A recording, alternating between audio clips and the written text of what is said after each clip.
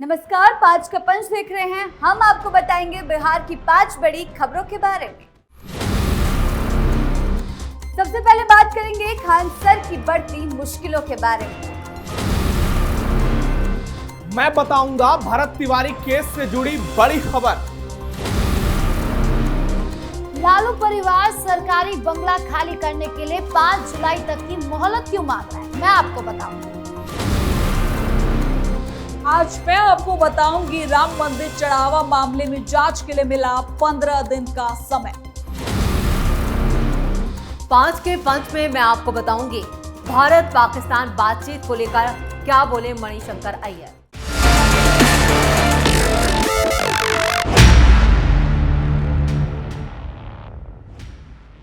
मशहूर कोचिंग शिक्षक खान सर को अभी कोर्ट से राहत मिलने की संभावना नहीं दिख रही।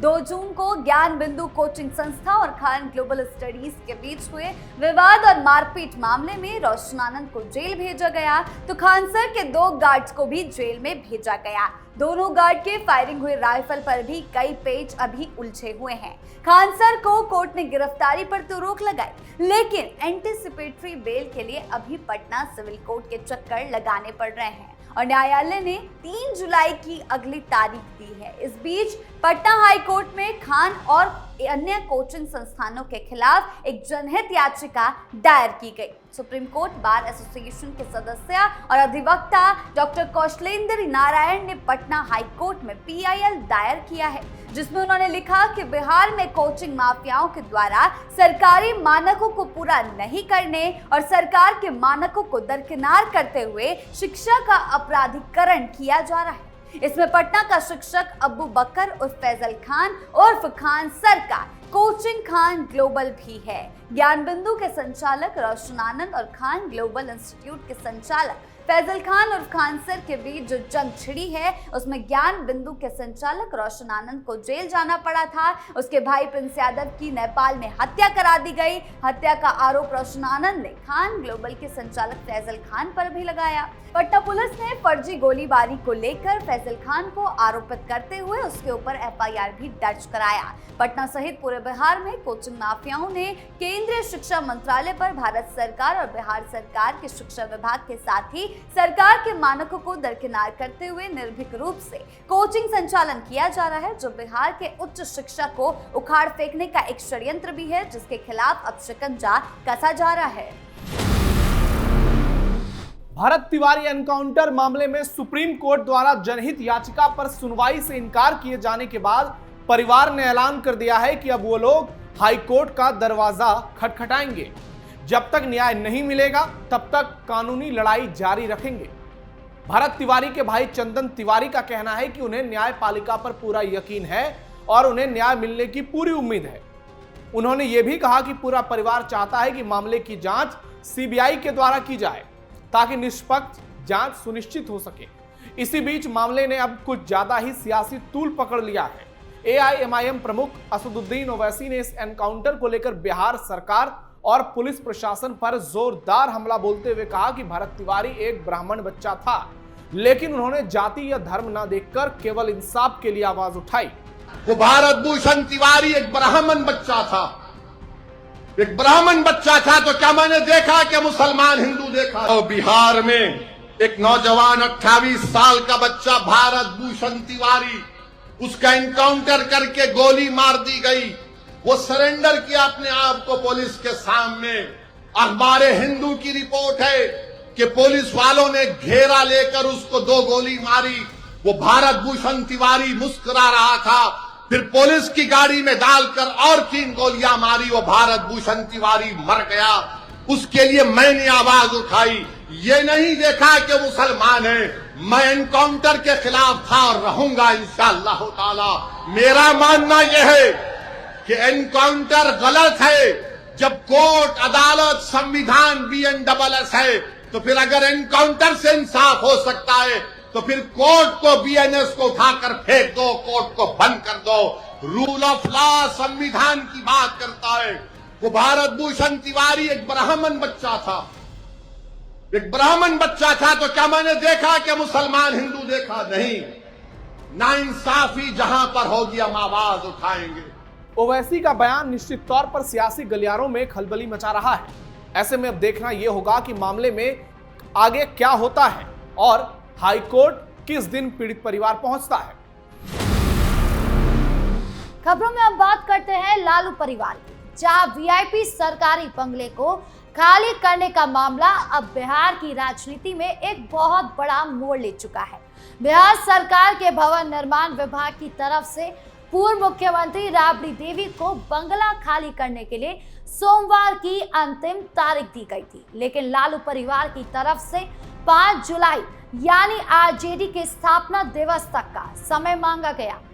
विभाग को लिखे पत्र में राबड़ी देवी के स्टाफ ने चार्ज रजिस्टर यानी कि सरकारी सामानों की सूची समय पर न मिलने की बात कही है, जिसकी वजह से इस पूरी प्रक्रिया में थोड़ी सी देरी हो गई है। राबड़ी देवी जो पिछले लगभग 20 सालों से इस बंगले में रह रही थी, उनके परिवार की मुश्किलों को इस नए घटनाक्रम ने थोड़ा और ज्यादा बढ़ा दिया है। प्रशासन का पूरा फोकस इस बात पर है कि नियमों के तहत तय समय सीमा के भीतर इस बंगले को खाली कराया जा सके और इसे नए आवंटित मंत्री नंद किशोर राम को सौंप दिया जा सके। दरअसल सरकार की तरफ से राबड़ी देवी को इससे पहले भी कई बार नोटिस जारी किए जा चुके थे, जिसके बाद से ही बंगले से सीसीटीवी कैमरे हटाने और सामान को ट्रक में लाद कर शिफ्ट करने का काम शुरू हो गया था। विभाग ने सख्त रुख अपनाते हुए स्पष्ट किया था कि तय समय पर बंगला खाली न होने पर उचित कानूनी कार्रवाई की जाएगी। हालांकि आरजेडी नेताओं का कहना है कि वो कानून का पूरा सम्मान करते हैं और किसी भी तरह के विवाद से बचने के लिए सरकारी सामानों की पूरी जांच परख के बाद ही पूरी तरह कब्जा छोड़ेंगे। लेकिन इस बीच 5 जुलाई की तारीख राजनीतिक रूप से भी बेहद अहम है, क्योंकि इसी दिन आरजेडी अपना स्थापना दिवस मनाती है, जो पार्टी के लिए अपनी ताकत दिखाने का एक बहुत बड़ा मौका होता है। अब इस संवेदनशील मामले में सरकार का अगला कदम और इस मोहलत पर आने वाला फैसला बेहद महत्वपूर्ण हो गया है, क्योंकि हर कोई इस पूरे विवाद का असली सच और आगे का राजनीतिक ऊंट किस करवट बैठेगा ये जानना चाहता है। अयोध्या के राम मंदिर से जुड़े चढ़ावा और हुई गड़बड़ी के मामले में जांच अभी पूरी नहीं हुई है। स्पेशल इन्वेस्टिगेशन टीम यानी कि एसआईटी को अपनी अंतिम रिपोर्ट सौंपने के लिए 15 दिन की अतिरिक्त मोहलत दी गई है। इससे पहले टीम को तय समय सीमा में फाइनल रिपोर्ट देनी थी, लेकिन जांच का दायरा बढ़ने और कई पहलुओं की पड़ताल बाकी होने के चलते समय को बढ़ा दिया गया। इस मामले की शुरुआत तब हुई जब मंदिर में चढ़ावे और दान से जुड़े आरोप सामने आए। इसके बाद उत्तर प्रदेश सरकार ने 3 सदस्यीय एसआईटी का गठन किया। टीम ने मंदिर परिसर, संबंधित रिकॉर्ड, डिजिटल सबूत और व्यवस्था से जुड़े कई पहलुओं की जांच की।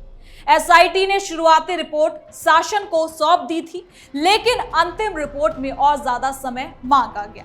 तो वही जांच के दौरान पुलिस ने कई संदिग्धों पर कार्रवाई की और आरोपियों से पूछताछ की गई। पुलिस की कार्रवाई के तहत कई जगहों पर छापेमारी भी की गई और जांच से जुड़े सामान और संपत्तियों की जानकारी को जुटाया गया। अब जांच एजेंसियों की नजर इस बात पर है कि अंतिम रिपोर्ट में क्या कुछ निकलकर सामने आता है और क्या आगे की कार्रवाई किस दिशा में जाती है। मामला इसलिए भी ज्यादा सुर्खियों में है क्योंकि ये करोड़ों श्रद्धालुओं की आस्था से जुड़ा हुआ है।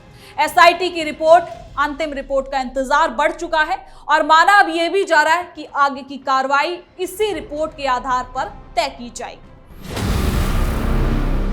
भारत और पाकिस्तान के बीच लंबे वक्त से चल रहे तनाव के बीच दोनों देशों की 117 जानी मानी हस्तियों ने एक नई पहल की है। भारत के प्रधानमंत्री नरेंद्र मोदी और पाकिस्तान के प्रधानमंत्री शहबाज शरीफ को एक जॉइंट चिट्ठी लिखकर दोनों देशों के रिश्तों को सामान्य बनाने की अपील की गई है। इस चिट्ठी में राजनेताओं, पूर्व अफसरों और शिक्षाविदों, पत्रकारों और सामाजिक कार्यकर्ताओं ने अपने साइन भी किए हैं। अपील में कहा गया है कि लगातार तनाव से आम लोगों, खासकर युवाओं के भविष्य पर असर पड़ रहा है, इसलिए बातचीत शुरू कर भरोसा बहाल करने और दोनों देशों के बीच संपर्क बढ़ाने की जरूरत है। ये चिट्ठी centre for piece and progress के अध्यक्ष ओपी शाह की पहल पर लिखी गई, जिसमें भारत के 61 और पाकिस्तान के 56 लोगों ने अपने साइन किए हैं। भारत की तरफ से फारूक अब्दुल्ला, महबूबा मुफ्ती, मीरवाइज उमर फारूक और मणिशंकर अय्यर, मनोज झा और रॉ के पूर्व प्रमुख AS दुलत जैसे कई बड़े नाम शामिल हैं। वहीं पाकिस्तान की तरफ से पूर्व विदेश मंत्री खुर्शीद महमूद कसूरी, वैज्ञानिक परवेज हुदा भॉय और कई पूर्व राजनयिकों ने इस अपील का समर्थन किया है।